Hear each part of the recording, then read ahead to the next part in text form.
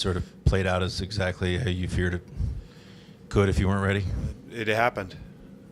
They were hungry. They came out and I think put us on our heels. And then it came down to battles and playing with speed, and they won most of the battles in the first period.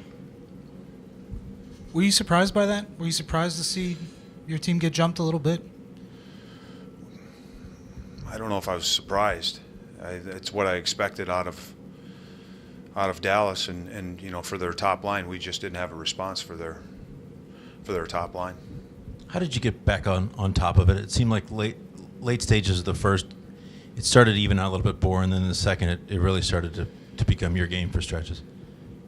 Joe's goal his first goal gave us energy. And I think it got the crowd into it, and we got some momentum off that. And then obviously scoring the second goal too, and now you're right back in the game. But I you know, Nicky Foligno, you know, him and Ben going at it too. There were things there that to me got some emotion going in the game. Because up to that point, I don't think there was a lot of emotion.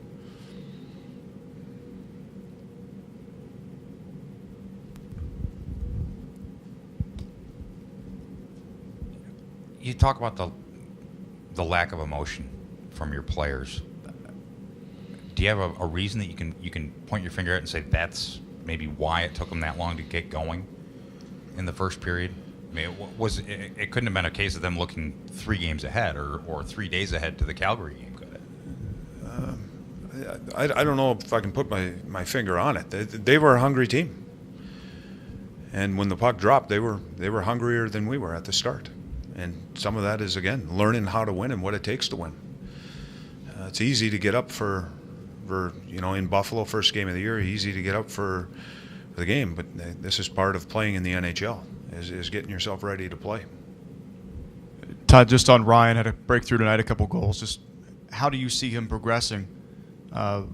Where do you think he is in comparison to where maybe he was last season as he moved through? 2 big goals for us, but there's still work.